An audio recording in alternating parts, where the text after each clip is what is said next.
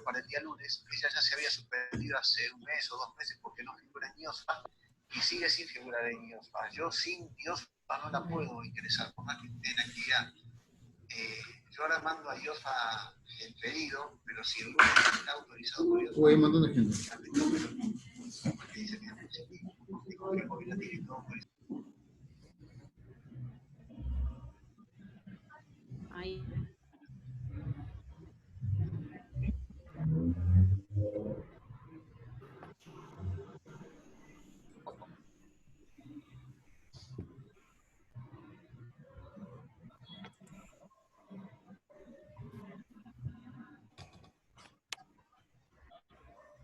Yo también. Mary. Soy la única que se metió.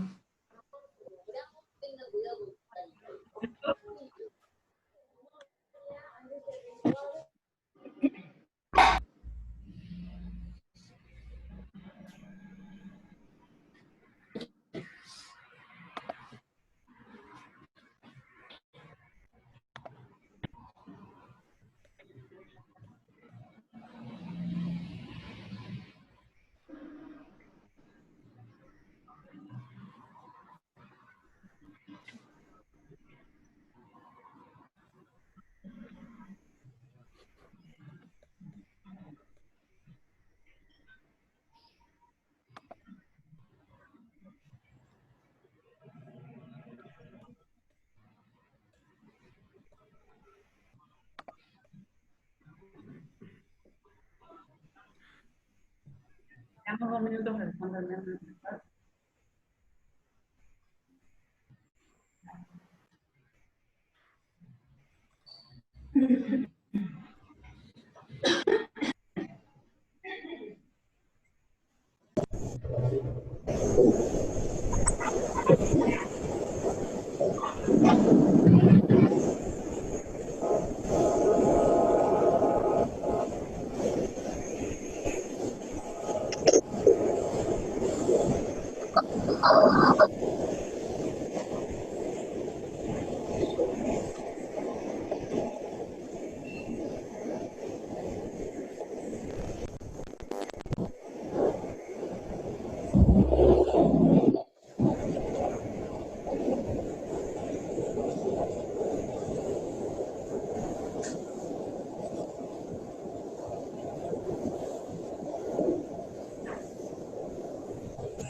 Hola, buen día.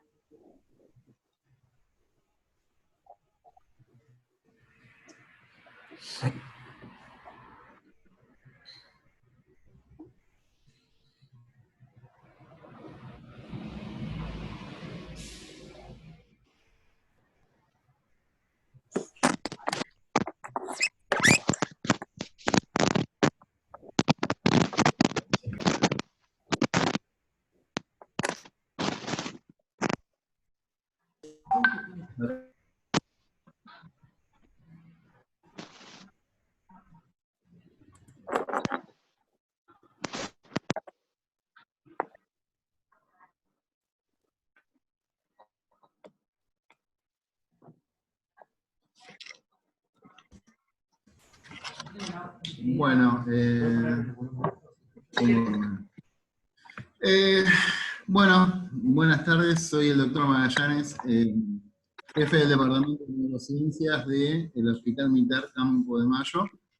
La idea de estos Zoom, como seguimos hace ya varios episodios que venimos haciendo esto, es ir demostrando cómo nosotros estamos manejando a los pacientes y cómo tratamos de abordar al paciente en forma integral. O sea, en este caso, la idea es mostrar cómo nosotros, en una patología muy frecuente en columna, que es el síndrome de cirugía fallida, cómo el servicio de dolor está integrado por una especialista en dolor, una psicóloga especialista en psicoprofilaxis y una psiquiatra que también hace dolor, cuál es el manejo que le dan ellos a los pacientes previo a una futura nueva intervención quirúrgica cuando todos los tratamientos contra el COVID vaya.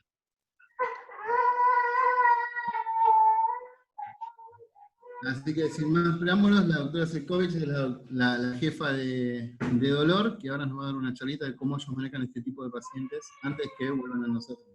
Así que bueno, Mary. Jefa de servicio del dolor del Departamento de Neurociencia del Hospital Campo de Mayo, soy traumatóloga. Y Por vamos favor, vamos a apagar los micrófonos.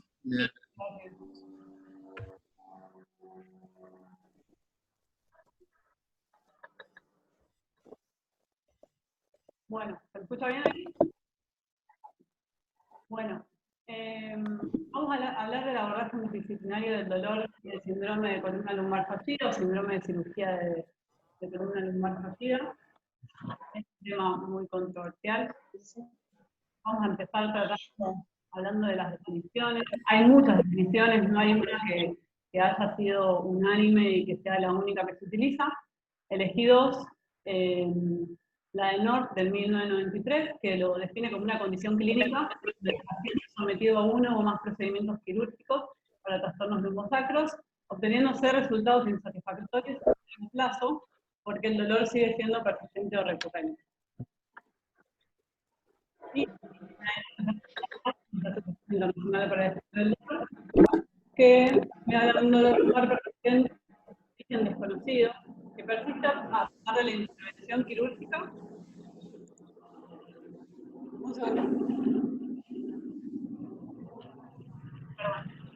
Que persiste a pesar de la intervención posterior a la cirugía en la misma región. Son parecidas pero diferentes. Esto habla de la dificultad de definir este síndrome. Asimismo, es igual la dificultad de tratarlo, ¿sí? Acá vamos a hablar más que nada del tratamiento una vez que este síndrome ya está instalado, no tanto de las causas que lo pueden provocar. Bueno, el dolor lumbar en general, sabemos que es una consulta de las consultas más frecuentes en la guardia, pero de todas las consultas, menos del 1% de los dolores lumbares llegan al tratamiento quirúrgico. Ese porcentaje es menos del 10% los pacientes que hacen un síndrome de columna lumbar fallida. Igualmente esto está en revisión, se ha visto que está en aumento y ahora se considera que es entre un 10 y un 40%. Siendo siempre el mayor porcentaje de procedimientos más invasivos como las cirugías desconversivas.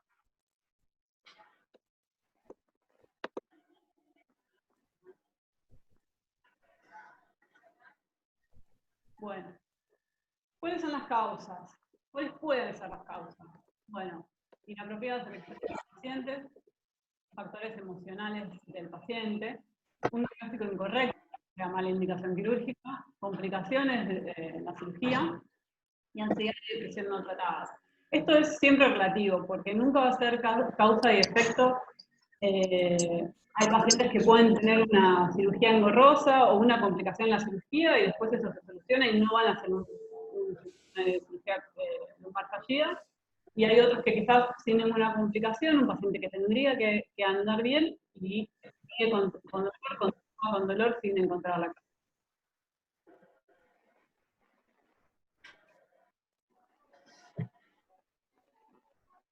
Bueno, un poco para relacionarlo, encontré un artículo que no es específico de la cirugía del síndrome de columna lumbar fallida, pero sí de la ansiedad y la depresión relacionadas con el dolor crónico postoperatorio. Se vio que la ansiedad y depresión ocurren en un tercio de los pacientes con dolor lumbar crónico que son sometidos a la cirugía. Muchos de los estudios establecieron que la ansiedad y la depresión preoperatoria son importantes predictores del resultado de mayor dolor postoperatorio, discapacidades físicas que van a tener el paciente, menor calidad de vida. Y esto que me parece súper importante porque es lo que podemos aplicar, por lo menos cuando los que hacemos la parte también quirúrgica, la información al paciente. Yo que está directamente muy relacionado lo que yo le informo al paciente, lo que le voy a explicar sobre cuándo va a poder volver al trabajo, cuándo va a poder poder regresar a sus actividades diarias. ¿Qué dolor va a tener? Porque obviamente un paciente operado va a tener un dolor postoperatorio. ¿Cuánto es lo que esperamos? O sea, obviamente todos los pacientes varían y en la evolución, pero sí podemos brindarle información para calmar esa ansiedad, porque esa ansiedad va a ser lo que después puede llevar a este señor. Bueno, ¿qué es súper importante? Si bien yo, en realidad cuando llega este paciente, lo estamos tratando ya en el servicio de dolor, es un paciente postoperatorio que tiene que tener un dolor mayor por lo menos a 3 meses. La mayoría de las veces el neurocirujano o el traumatólogo especialista en columna ya descartó las causas orgánicas, pero la realidad es que nosotros también tenemos que quedarnos tranquilos. En general ya tienen estudios, ya están estudiados, pero a veces uno puede encontrar cosas que quizás a veces pasan inadvertidas. Bueno, sobre la experiencia del paciente, comparar los síntomas pre y postoperatorios, porque es muy importante para ver si puede haber una causa directa en la cirugía del dolor, si hay una se solucionó el dolor previo a la cirugía, pero apareció un dolor distinto. Si el dolor es central o radicular, dar las banderas rojas, es súper importante descartar las causas orgánicas, porque obviamente no va a ser el mismo tratamiento. Las banderas amarillas, que son todas las causas psicológicas que puede tener el paciente, y descartar simulación, que sabemos que es muy común en los pacientes con dolor lumbar. Estudios complementarios. Hemograma, PCR y ERIT para descartar infecciones, radiografías, resonancia, tomografía. Todo esto va a ser para descartar aflojamiento protésico, mala colocación del material o alguna causa que quizás haya pasado por ahí.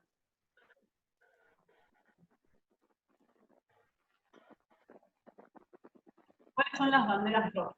Que es siempre lo más importante a descartar porque el tratamiento va a ser totalmente diferente. Bueno, primero las causas, los síntomas neurológicos.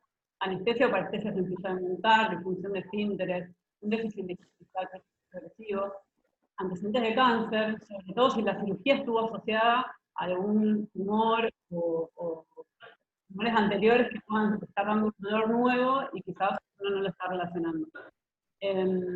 Síntomas constitucionales, pérdida de peso, adicciones, inmunosupresión y dolor nocturno. El dolor nocturno es un marcador de causa orgánica, siempre hay que prestarle atención, siempre.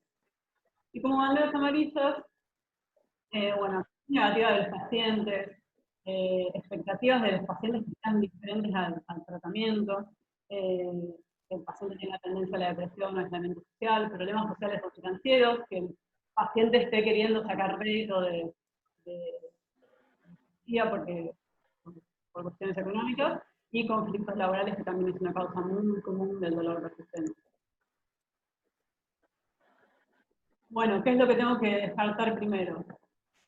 El dolor neuropático. El dolor neuropático va a tener un tratamiento muy específico, es difícil de tratar y es el dolor que más agobia al paciente. Es un dolor iniciado causado por infección del sistema nervioso central, sistema nervioso periférico. Y como características, es un dolor con descriptores neuropáticos, el paciente refiere picazón, ardor, pinchazos, a veces puede decir hasta mordeduras.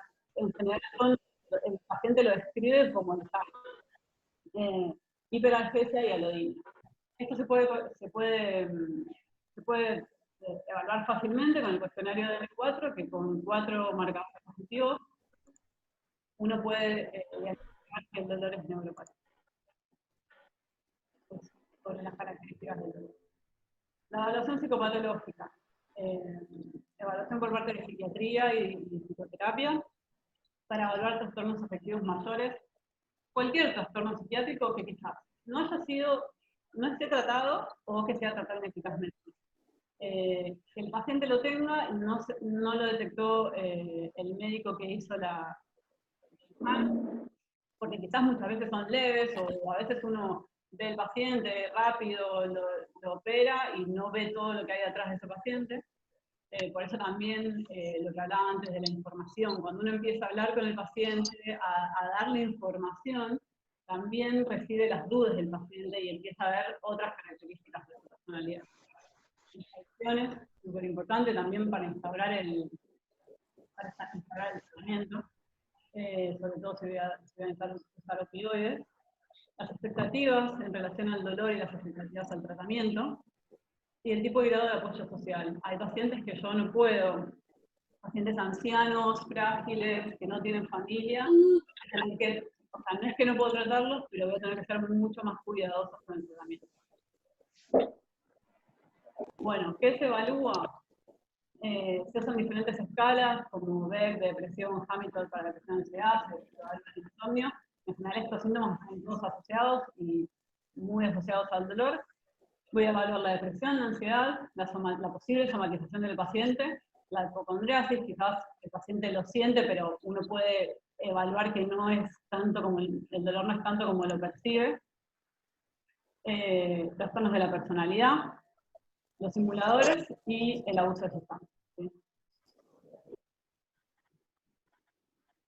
Bueno, ¿qué herramientas tengo para el tratamiento? Obviamente estamos hablando de un tratamiento multidisciplinario o interdisciplinario. Ninguno de estos ítems por separado va a lograr la buena condición de un paciente con dolor severo o moderado. Tenemos que dar todas las herramientas, las máximas cantidades de herramientas disponibles para poder iniciar este tratamiento. ¿Sí? Va a ser, en principio, ejercicio, terapia física y de rehabilitación, psicoterapia, súper importante, es tan importante como el tratamiento farmacológico. Y después unas herramientas que puedo usar complementariamente, el tratamiento intervencionista, la neuromodulación y, si es necesario, la reoperación. Bueno, como ejercicio, terapia física y rehabilitación, por separado, en general tienen evidencia leve o con estudios, pero junto y en un tratamiento multidisciplinario sí aumenta mucho la calidad de vida del paciente. Bueno, como agentes físicos, calor, ultrasonido, TENS, osteopatía, quiropraxia. Lo que más tiene evidencia moderada de buenos resultados son los ejercicios de Autet, cantidades de elongación, María Mackenzie, que es sobre postura, elongación espinal, reflexión. Los high-tech, en verdad, que son ejercicios con pesas, mancuernas, tienen un buen resultado, pero en un paciente que ya mejoró su dolor y a través de estos ejercicios puede mejorar la masa muscular, fortalecer, y como máximo de evidencia, los ejercicios de reducción de estrés o mindfulness, que en los últimos años se pudo comprobar que tiene eficacia alta. Bueno, intervención psicológica. Yo creo que muchas veces los médicos, a ver, no quiero decir, no disminuimos, pero minimizamos un poco esta parte y es fundamental. Es tremenda la diferencia en un paciente que yo estoy tratando en conjunto con la psicóloga y la psiquiatra, un paciente que estoy tratando solo. Por más que yo en el consultorio pueda hablar, pueda investigar con el paciente, el psicólogo tiene otras herramientas, tiene otro conocimiento, otro tiempo, y cambia mucho. ¿Y qué me va a ayudar la intervención psicológica? Bueno, educar al paciente respecto a su patología. El paciente empieza a reconocer lo que le está pasando, a reconocer sus síntomas, a reconocer qué cosas aumentan y qué cosas disminuyen su dolor. Círculos viciosos. Muchas veces el paciente hace algunas actividades en su domicilio que no cree, que no se da cuenta, y están incrementando. Bueno, educarlo, estrategias de afrontamiento para minimizar la experiencia del dolor. Los pacientes con dolor crónico sufren, están asociados a depresión, inclusive a veces suicidio. Entonces, minimizar el impacto que tiene el dolor en su vida, no que el paciente, no decirle, como me pasa muchas veces, que tienen que aprender a convivir con el dolor. Yo no creo en que tengan que aprender a convivir, ¿sí? Tienen que saber que van a tener exacerbaciones, que pueden mejorar a veces, que pueden empeorar, pero disminuir el impacto emocional. El paciente crea que está así, que va a estar así toda su vida, de verdad que le aumenta mucho la depresión, disminuye las ganas del paciente de intentar enfrentar esta enfermedad. Mejorarle la calidad de vida. O sea, obviamente no vamos a esperar a un paciente de 80 años que realice una maratón, pero sí que un paciente que está postrado por el dolor pueda sentarse, pueda levantarse para comer, quizás a veces que pueda salir hasta la puerta de su casa. Cambia mucho la calidad de vida del paciente, empiezan a mejorar de a poquito su dolor. Reducir la dependencia de los servicios sanitarios. Sabemos que estos pacientes son nosotros ven a otro médico, ven al cardiólogo, o sea, se la pasan una queja constante y necesitando diferentes especialidades. Y ver los beneficios del tratamiento, es lo mismo que hablaba antes. Cuando uno le da información al paciente sobre cuáles son las expectativas, qué beneficios puede obtener, y el paciente ya sabe qué esperar.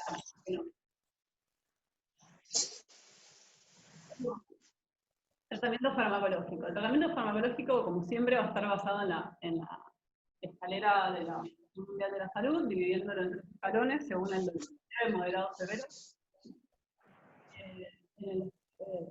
Esto se va a dividir según el grado de dolor, la escala visual análoga, de 0 a 3 es dolor leve, 4 a 7 moderado y 5 a 7 severo. El primer escalón, que es leve, es donde yo voy a usar los analgésicos no opioides, que serían los AINES y los inhibidores Black Ops 2. Pero la realidad es que es muy difícil que un paciente con síndrome de columna lumbar adyacente fallida, le lleve un dolor de pacientes que ya estuvieron tratados. ¿Cree que vino este? Sí. ¿O qué? Y lo más probable es que vengan de un dolor moderado para arriba. Los ayudantes los pueden usar en cualquier escalón de...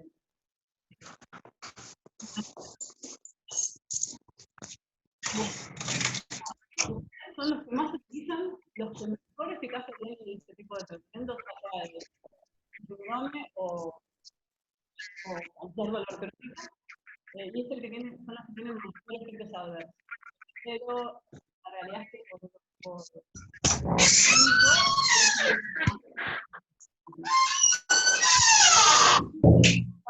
poner un dolor inflamatorio, exacerbación, por ejemplo, un paciente que está mejorando, pero tiene un dolor.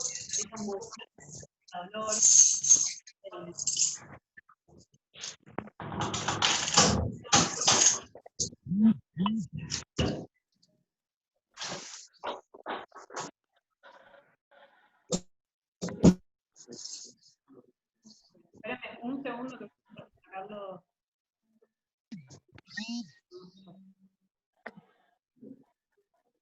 Acá.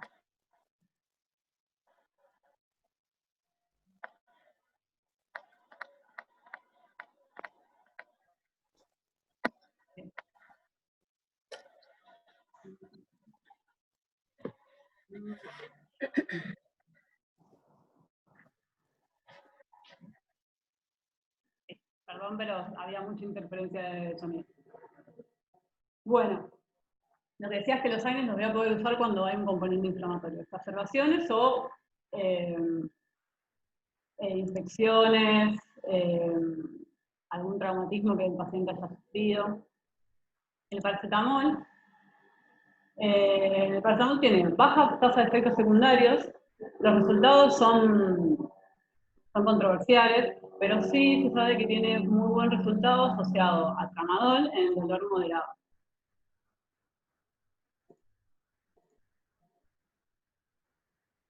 Bueno, opioides.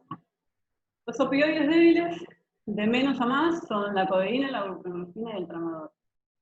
La codeína es el más débil. La realidad es que solo es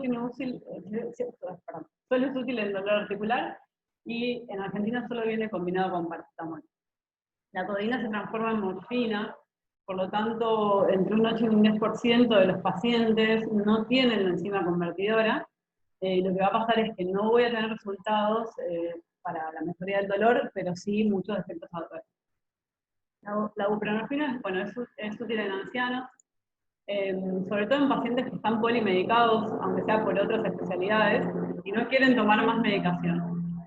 Vienen parches, se usa un parche por semana, La única contra que tiene es que son caros y no todos los pacientes pueden acceder. Bueno, el tramadol es el recomendado, tiene mucho efecto antineurítico, la realidad es que yo es el que más uso. Viene solo, combinado con paracetamol, combinado con AINES, yo combinado con AINES no lo uso.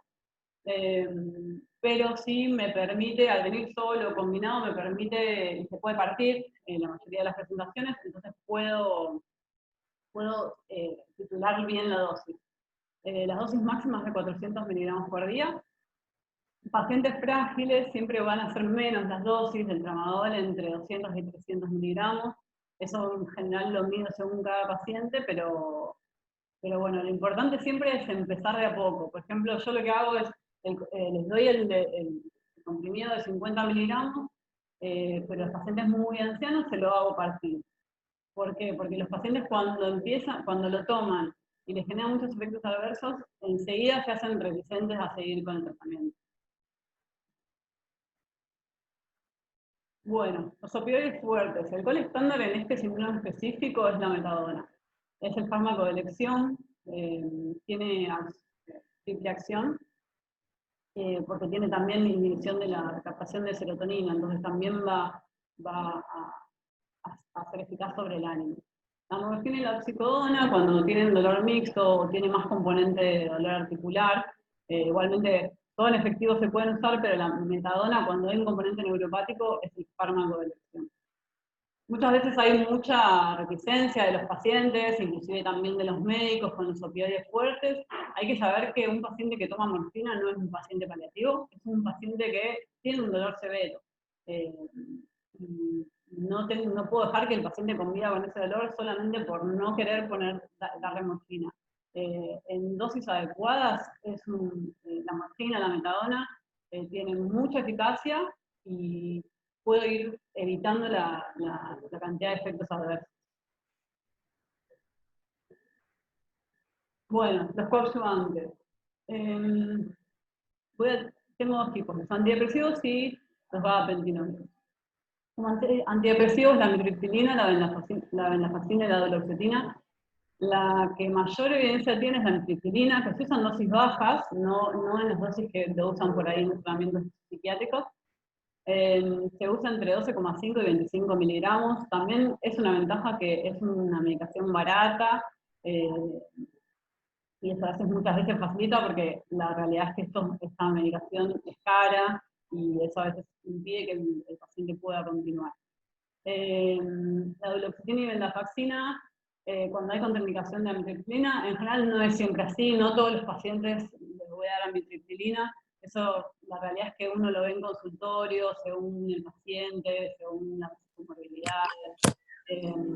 Eficacia limitada en el dolor lumbar crónico inespecífico. Comprobada en pacientes con síndrome de cirugía fallida y componente neuropático, efectos adversos frecuentes. ¿Cómo? Bueno. La amitriptilina, en donde no se puede usar es en pacientes con patologías cardíacas, ¿sí? Porque prolonga la onda Q. Pero bueno, si tengo dudas lo puedo mandar al cardiólogo para pedirle la autorización. Y se pueden asociar con tanto con opioides como con gabapentinoides. Como gabapentinoides, tengo la pentina y la pregabalina. Personalmente yo uso más la pregabalina porque es con la que más me manejo, la que me ha dado mejores resultados, pero bueno, sabemos que es según cada profesional. Tienen eficacia limitada en dolor lumbar crónico inespecífico, pero sí una eficacia comprobada y muy buenos resultados en síndrome de cirugía fallida con componente neuropático. Tienen efectos adversos frecuentes, obviamente tanto los opioides como estos coadyuvantes, pero es lo mismo que decía recién. Cuando uno empieza de a poco, yo lo que intento hacer es que el paciente empiece con mínima dosis, avisarle que va a tardar un poco más, quizás, en notar la diferencia, pero empezar con dosis mínima y empezar a subirla progresivamente. Cuando uno hace esto, el paciente se va adaptando progresivamente a la medicación, y después lo que pasa siempre es que, por ejemplo, me llegan muchos pacientes que les dieron una dosis enorme de pregabalina, un paciente anciano con 150 miligramos de pregabalina, y obviamente que lo tomó y estuvo mal una semana. Entonces, cuando yo le quiero poner la pregabalina, no quiere saber nada con esto. Entonces, es doble trabajo empezar a hablar y que el paciente entienda que puede tomar la pregabalina sin tantos efectos.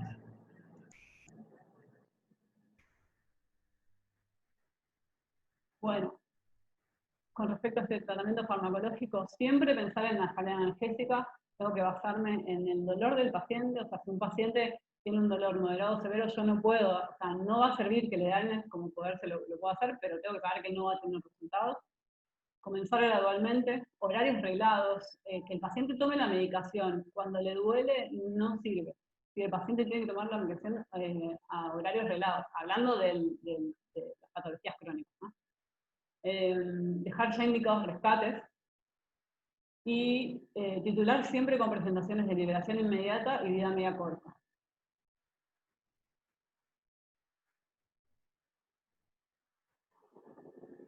Bueno, como complemento y muy útil tenemos las técnicas mínimamente invasivas.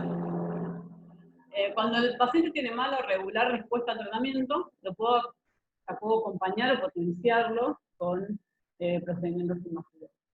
Tenemos la radiofrecuencia, principalmente la radiofrecuencia y los bloqueos selectivos. La radiofrecuencia, sobre todo cuando sospecho dolor facetario, sacroileitis, y en general se hacen bloqueos selectivos previos. Si estos son positivos, puedo realizar radiofrecuencia, que es una termolesión, que va a hacer el efecto un poco más prolongado. Los bloqueos selectivos, sobre todo cuando hay dolor o compresión, por compresión o dolor radicular, son bloqueos con medicación, generalmente corticoides más anestésicos locales, y bueno, en general tienen buenos resultados. También esto depende mucho del paciente. Bueno, y otros procedimientos como inyección de corticoides, anestésicos, adhesión epidural, cuando sospecha un dolor generado por fibrosis peridural o peridural. Sobre todo esto puede pasar en muchos pacientes postquirúrgicos. Bueno, ¿qué pasa si yo estoy manejando a este paciente de forma multidisciplinaria? Pasan 6 meses y no tiene un alivio del dolor mayor al 30%, según la escala de zona larga. Tiene regular respuesta. Puedo empezar a pensar en colocación de un neuroestimulador o una bomba de infusión intratecal, generalmente es de morfina. Para los que no conocen estos métodos, el neuroestimulador, lo que se hace, o sea, se colocan unos electrodos que mediante impulsos eléctricos modulan el dolor. Y las bombas de morfina funcionan parecido, pero en vez de enviar impulsos eléctricos, la bomba se recarga con morfina y se envía morfina directamente al espacio intratecal.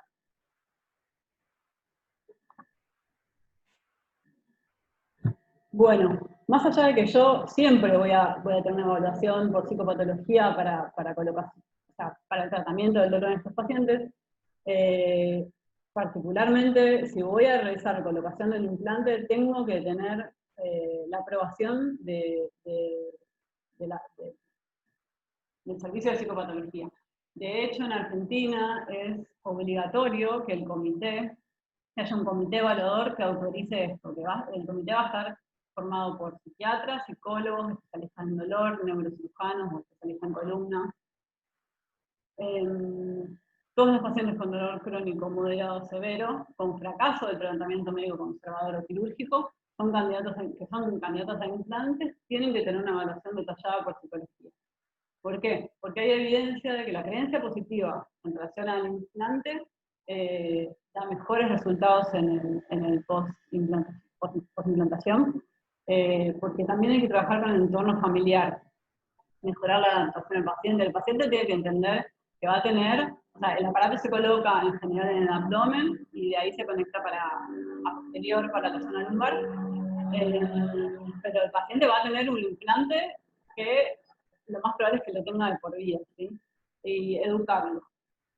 Sobre todo, ya sea un neuroestimulador, como una bomba, en la bomba el paciente va a tener que concurrir habitualmente, hacer los rellenos. Tengo que hablarlo mucho con el paciente y saber que el paciente entiende lo que vamos a hacer. ¿Cuándo considerar neuroestimulación? Bueno, cuando la medicación causa interferencia con las actividades de la vida diaria, o el dolor. Muchas veces pasa, hay pacientes que van bien con el tratamiento, quizás les mejoró mucho el dolor, pero los efectos adversos empiezan a interferir con su vida diaria. Bueno, que no haya contraindicaciones para el uso de, que haya contraindicaciones para el uso de medicación analgésica, y que no tenga contraindicaciones para la colocación del neuroestimulador. O sea, si yo tengo un paciente en el cual la resolución es quirúrgica, obviamente no va a tener sentido colocar un neuroestimulador. Estos dispositivos son caros, por lo tanto, yo tengo que estar, o sea, nunca puedo estar segura en un paciente, pero tengo que tener la mayor probabilidad de que esto funcione, ¿sí? La colocación de bomba, esto lo voy a usar más para un dolor mixto, dolor articular más dolor neuropático, es más económico, puedo usarlo en pacientes más ancianos, que quizás no tenga sentido colocar un neuroestimulador, pero el paciente tiene que tener una sobrevida mayor a 3 meses, ¿sí? Tiene que tener una regular respuesta al tratamiento habitual, no tener contraindicaciones, obviamente, para el test hipotecal de morfina, aceptable condición psicosocial, lo que decía antes, es súper importante, el paciente va a tener que, durante toda su vida, durante todo el tiempo que tenga el implante, venir a hacerse la recarga de la bomba, hay que hacer los pedidos de esto, hacer los trámites en la obra social, tenemos que estar seguros de que el paciente lo puede hacer y que tiene una contención familiar que lo va a apoyar en esto, ¿sí? Bueno, y obviamente que el paciente acepte el implante. Bueno, como conclusiones, siempre detectar ansiedad y depresión, así como cualquier trastorno psicopatológico, informar en forma correcta sobre los plazos, complicaciones, lo esperado de la intervención quirúrgica, siempre eso va a disminuir el riesgo de desarrollar síndrome de columna lumbar fallida. El abordaje de estos pacientes siempre tiene que ser por un equipo interdisciplinario. Especialista en columna, médico clínico, especialista en dolor, psicopatología, fisioterapeuta. Yo creo que esto es tanto, o sea, no siempre se puede hacer, pero sería muy práctico que también se pueda hacer previo a la cirugía. Nosotros siempre tratamos de ver los pacientes no solo cuando ya tienen el dolor instaurado, sino de los pacientes prequirúrgicos en donde uno ya detecta que algo puede estar, olemos algo raro, que puede haber algún trastorno psiquiátrico, por lo menos consultar, que lo evalúe la psiquiatra, y no es que no lo vamos a operar, sino que lo vamos a operar cuando el paciente esté en condiciones y ya entienda completamente todo lo que va a pasar. Bueno, la titulación de fármacos siempre lenta, dándole mucha información al paciente sobre los efectos adversos, sobre lo que puede pasar y lo que vamos a esperar del tratamiento. Que los pacientes sepan que nada es mágico, que todo tiene sus tiempos y que siempre el alivio del dolor va a ser gradual. El paciente no puede esperar que si está hace 10 años con dolor, en una semana yo le dé una pastilla mágica y todo se vaya. Es un trabajo tanto del paciente como del equipo multidisciplinario. Siempre tener en cuenta técnicas mínimamente invasivas como complemento, que verdaderamente son muy útiles. Y en caso de fracaso terapéutico o dolor refractario, siempre considerar neuroestimuladores o bombas de difusión intratecal. Bueno. Bueno, muchas gracias, Mary, muy linda, muy concreta y clara la charla. Si alguien quiere hacer una consulta, pregunta, el micrófono abierto. Yo tengo consulta para Mary, y era preguntarle a partir de qué dosis de pregabalina ves el efecto que te refieren en pacientes ancianos, digamos, ¿no? Donde ves mayor cantidad de somnolencia, a partir de qué dosis empezás a ver que empieza con los efectos adversos de la pregabalina. Mira, la realidad, siempre hay excepciones. Hay pacientes que les das 25 miligramos y ya no lo toleran. La mayoría de las veces, si uno lo empieza gradualmente, con 25 miligramos, yo lo que hago es, a los ancianos en general no hay que pasar de 50 miligramos. No es lo que suele pasar, pero las guías dicen que más de 50 miligramos no se le puede dar a los ancianos. En general con 25 miligramos lo toleran súper bien, no tienen efectos adversos, no tienen somnolencia, no tienen mareos, y a veces si yo veo que están bien, se los subo un poquito, pero la pregabalina no es algo que va a ser la base del tratamiento, si es como un complemento. Entonces a veces solo con 25 o 50 miligramos ya están bien, en ancianos, ¿no? En pacientes más jóvenes obviamente es mucho más, y se sube mucho más rápido. Yo a los viejitos los dejo por lo menos una semana con 25 miligramos, es lo que hago yo, ¿no? 25 miligramos una semana y después evalúo cómo están. Si están bien, no tuvieron ningún efecto adverso, los empiezo a subir y empiezo a ver cuánto van tolerando. Si uno lo sube de a poco, la prevalina no da efectos adversos, salvo que se pase la dosis, pero cuando uno lo va subiendo de a poquito van tolerando un montón. Siempre sabiendo que a un anciano no le puedo dar más de 75 miligramos. A veces algunos se lo bancan, pero son la minoría.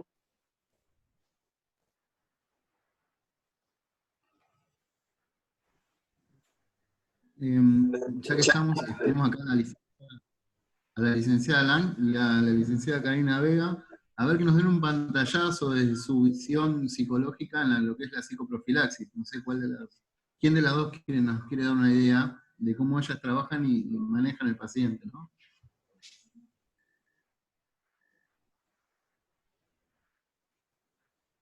¿Por ahí, Cari? Bueno, Hola. Patri, te escuchamos.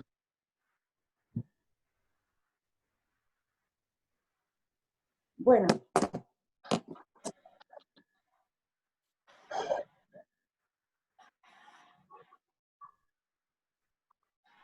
Patri, te escuchamos, ¿eh? ¿yo? ¿A mí? Perdón. Creí que hablaba la licenciada Vega. Yo creo que, perdón, escucho muy mal. ¿Me escuchan a mí? ¿O yo los... Perfecto. Yo creo que en realidad la presentación de Mary estuvo como muy buena y muy completa en cuanto a toda la evaluación de psicopatológica, ¿no? A todos los criterios y a la importancia de cómo se ponen en juego todos los factores emocionales en relación al dolor, ¿no? Y cómo muchas veces cuestiones emocionales están asociadas al dolor y viceversa. Este ciclo vicioso, ¿no?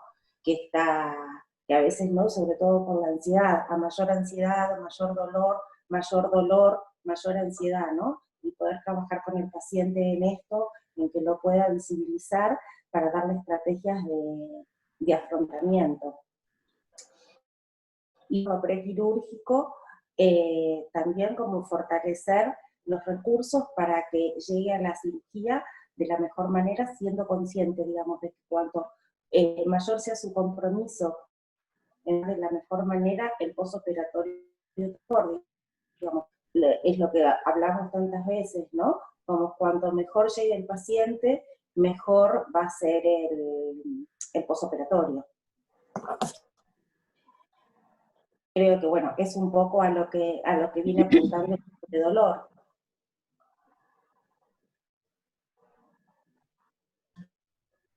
¿No? Claro, Cari, ¿quieres agregar algo más a tu visión? No sé. Buenos días a todos, no sé si me escuchan bien. Sí, totalmente de acuerdo con lo que la doctora y la licenciada más o menos estaban explicando. Por ahí, digamos, dentro de lo que son los síntomas de ansiedad y depresión, más allá de que son emociones displacenteras, no necesariamente quiere decir que sean negativas. O sea, en este sentido, y es algo que por ahí está bueno que el paciente pueda entender desde aspectos de psicoeducación o de intervenciones que uno va a hacer de tipo cognitivas conductuales, pero digamos, también desde el área profesional, ¿no? Son expresiones, digamos, de una situación estresante que el paciente sí manifiesta y digamos, de alguna manera son adaptativas. Entonces, bueno, eso un poco normalizando esa situación y viendo estos aspectos, dando lugar a la expresión por ahí de lo que tiene que ver con esos miedos, con de dónde viene esa irritabilidad o enojo, según las situaciones, si hay situaciones de insomnio, o hasta de llanto, tristeza, generalmente, bueno, no está mal esa expresión, sino que son parte de la adaptación. Y en función de trabajar un poco esas cosas, bueno, uno libera un poco todo el tema de lo que tiene que ver con las emociones que van a influir sobre el dolor. Dándole expresión a eso, uno lo que logra es un poco mejorar el postquirúrgico, ¿sí? Lo que tiene que ver con, para que no aumente la sensación de dolor, para que, digamos, eso no genere mayor discapacidad, mayor la necesidad de tener que usar mayor analgesia o más días de internación. Generalmente está asociado, o 1 de cada 3 personas suele manifestar síntomas de ansiedad o depresión, por lo tanto, bueno, es un tema como a evaluar, por eso la psicoprofilaxis quirúrgica por lo general tiene objetivos preventivos en un primer momento. Esa es la idea de la intervención. Posteriormente, el dolor crónico, bueno, está asociado a una situación de sufrimiento, en donde el paciente necesita adaptarse, y digamos, en esto, bueno, va pasando por una serie de momentos emocionales, porque todas sus esferas, digamos, se ven influenciadas, desde lo físico, desde lo emocional, desde lo espiritual, desde lo cognitivo. Entonces, bueno, uno, por ahí lo que desde el área de psicología uno ofrece es trabajar estas estrategias para lograr un mejor afrontamiento de la situación. Generalmente los pacientes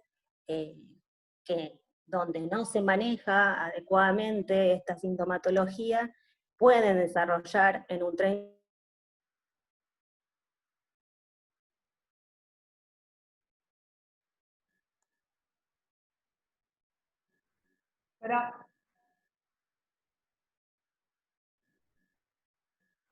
Mary, liberala, porque está con...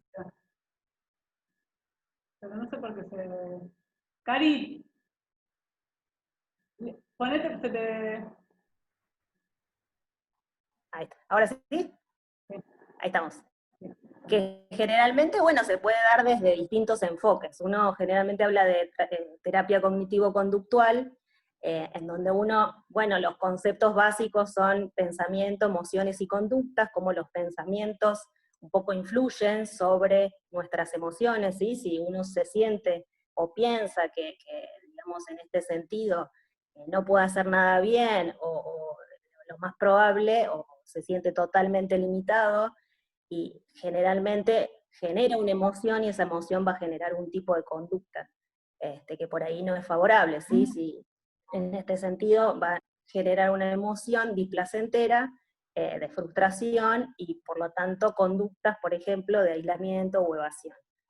La idea es que el paciente pueda empezar a ver cómo y reevaluar estos pensamientos automáticos, ver qué tipos de errores cognitivos genera, y en función de eso buscar otras estrategias de resolución en relación a esos problemas.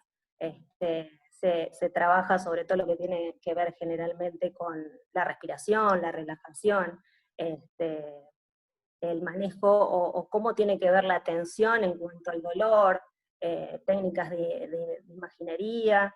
Hay sobre todo en lo que es reestructuración cognitiva. En ese sentido, bueno, hay muchos aspectos donde la idea es poder abordar como las distintas dimensiones, ¿sí? Con trabajo social también se ven mucho de los factores que tienen que ver con la situación laboral del paciente, cómo se adapta a esa situación.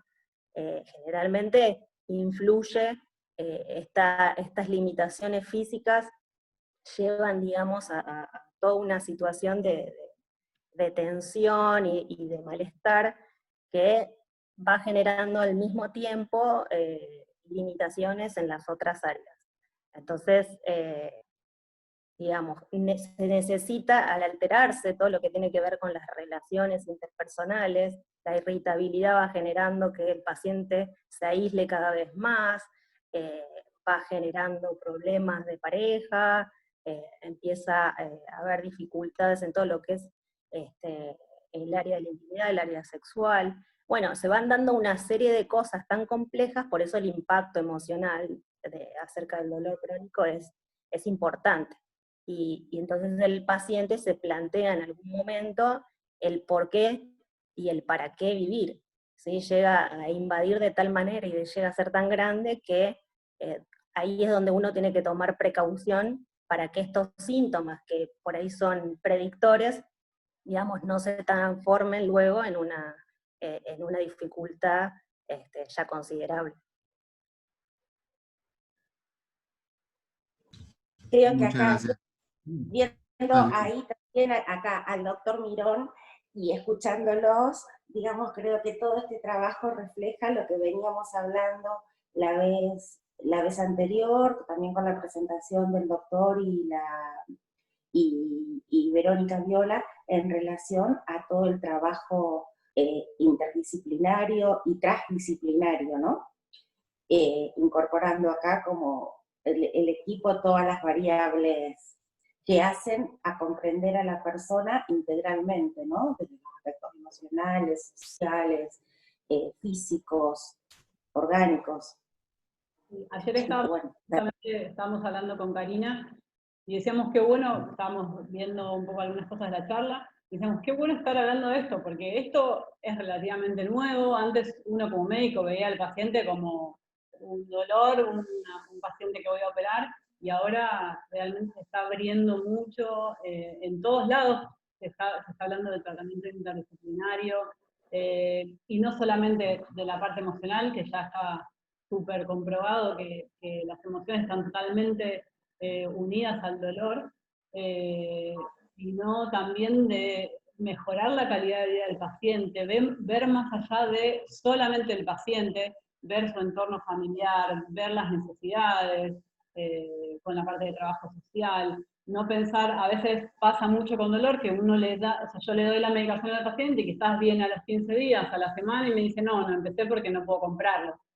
Entonces, a veces, a mí yo misma, por ahí es porque estoy a 1000 en el consultorio, entonces trato de siempre con los pacientes, bueno, podés comprarlo, si no podés, me avisás, o tratar, a veces lo conseguir muestras, o cambiar el esquema, quizás no es el esquema que yo le quisiera dar, pero sí es el que puedo darle para que el paciente pueda continuarlo.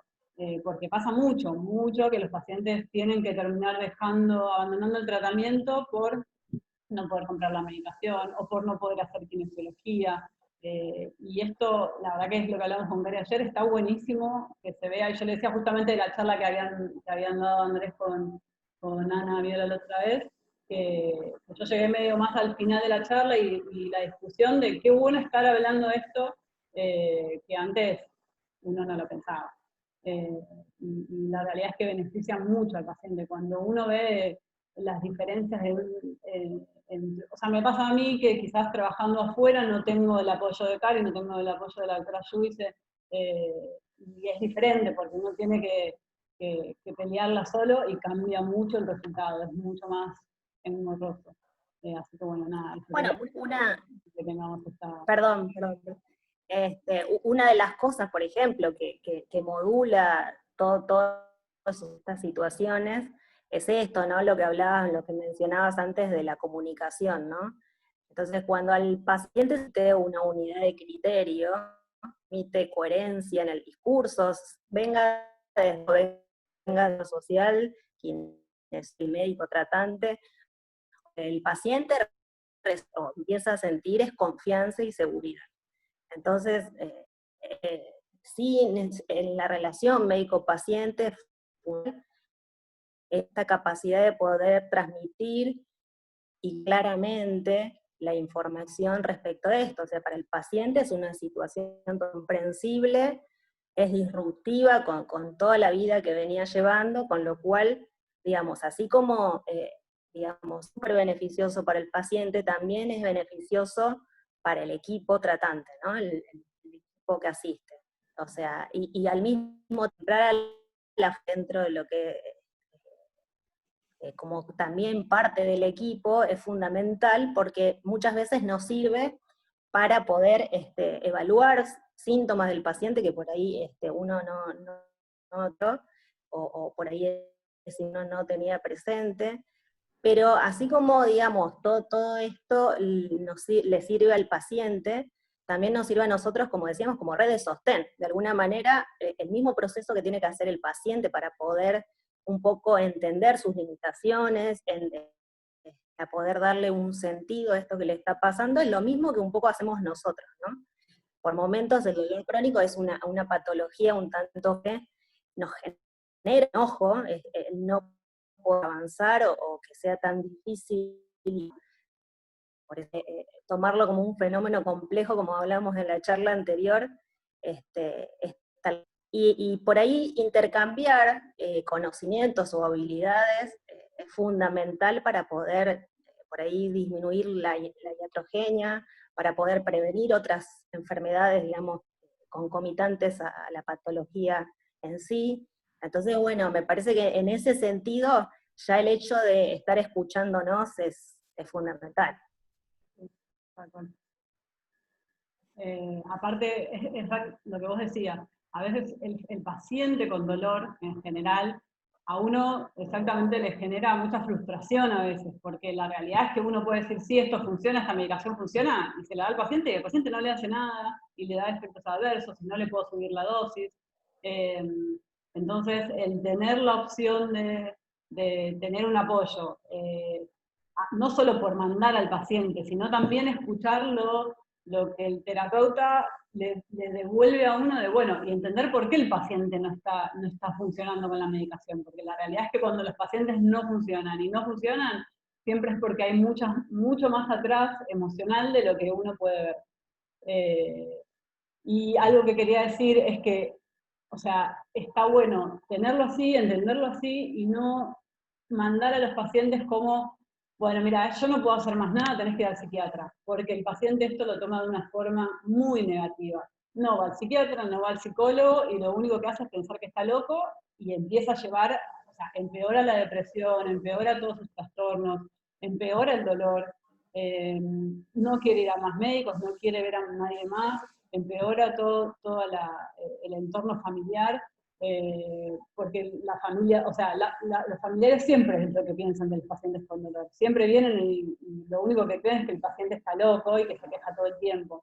Entonces, si uno le refuerza eso, es un paciente que no va a salir, o le va a costar mucho salir, o si empieza un tratamiento con un médico que pueda entender esto de otro lado, a ese médico le va a costar mucho más remontar y hacer que el paciente ande bien con el tratamiento.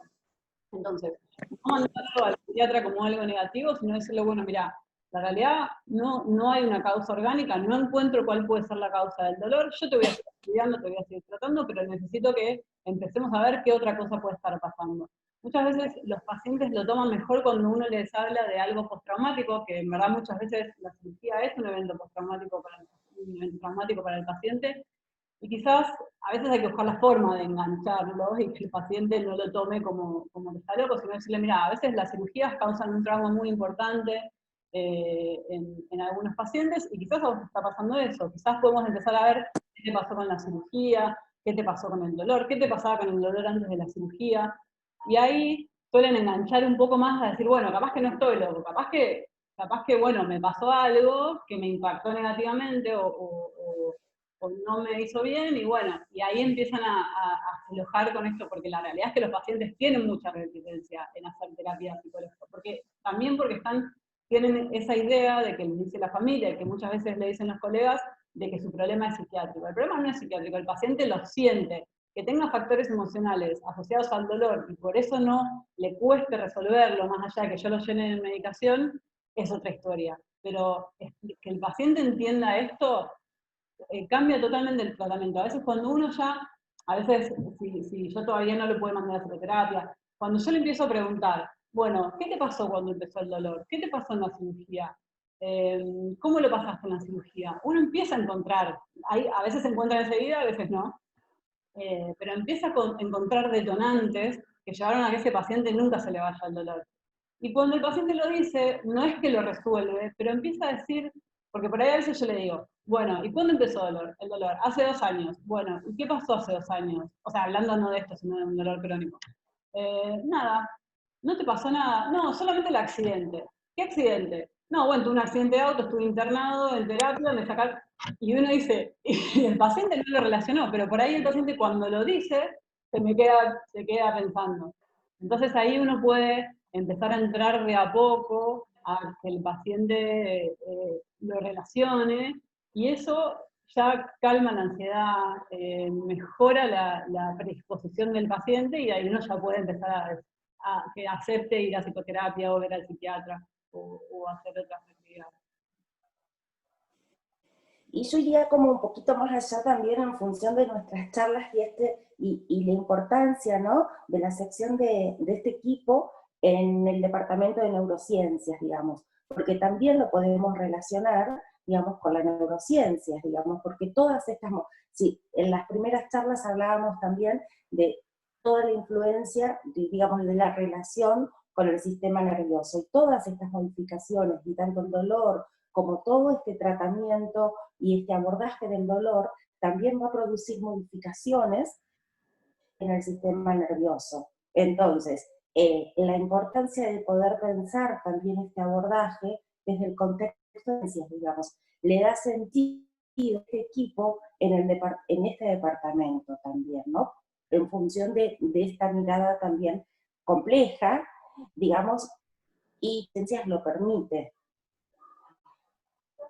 Parece que ando como, perdón, creo que tiene un poco sentido, digamos, y refuerza la importancia de las neurociencias como atraviesa al abordaje del dolor.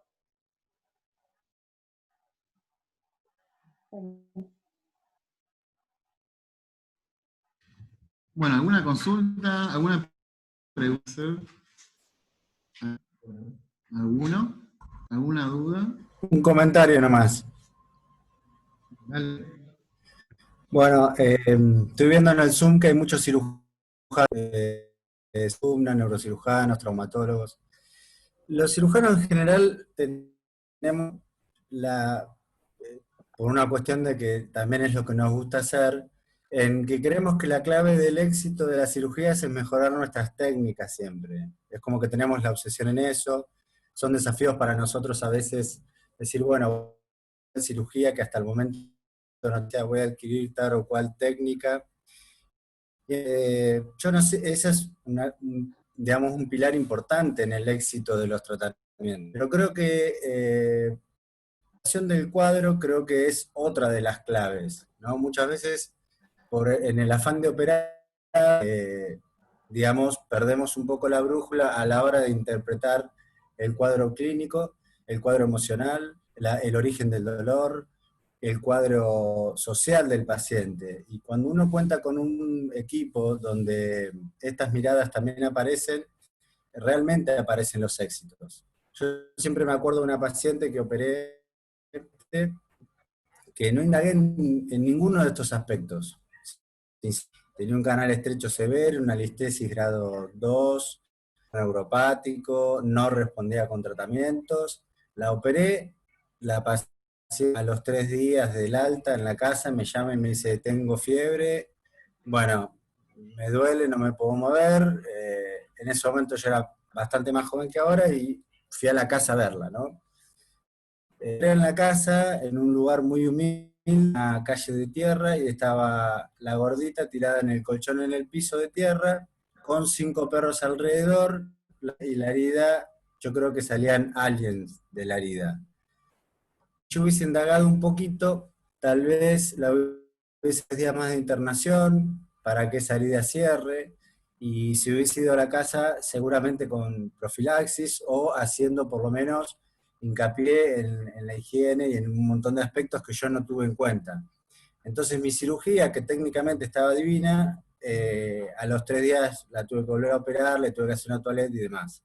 Es difícil, como cirujanos muchas veces es difícil, sobre todo en consultorios privados y lo que sea, donde uno no tiene equipo y no tiene, digamos, el apoyo de un equipo consolidado, y yo entiendo a veces la vorágine, muchos pacientes y demás, Pero estaría bueno que los cirujanos pongamos también la mira no solamente en mejorar nuestras técnicas, sino interpretar mejor los cuadros, y para eso se necesita otra mirada, y otra, digamos, otra mirada totalmente distinta de la cual venimos de la facultad. Esto surgió la charla anterior, ¿no? La mirada del médico con respecto a estos temas. Yo creo que ese es el verdadero desafío, independientemente de las técnicas. Las técnicas, uno tiene que conocer sus limitaciones, saber hasta dónde. Yo soy neurocirujano, no hago deformidad, opero con traumatólogos, con Mauro, que está por ahí, deformidades, y digamos, lo acompaño bien, pero sé que mi limitación es esa tal vez, pero tal vez puedo profundizar mucho mejor en otras técnicas y en otras interpretaciones. Así que bueno, ese era un poco mi mensaje, principalmente a los médicos, a los colegas, y bueno, y me parece que este nivel de abordaje, como dice Mary, es viejo, conocido, pero bastante inédito, digamos, no hay muchos que traer. Así que la idea de este espacio es fomentarlo, es mostrar lo que hacemos, es entusiasmar a que vayan por ese camino, porque realmente los beneficios se ven. Así que bueno, nada, ese era mi comentario.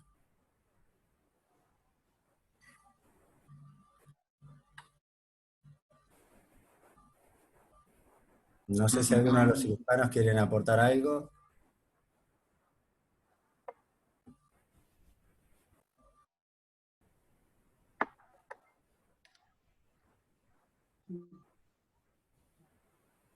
Interesante la presentación del equipo, ¿no?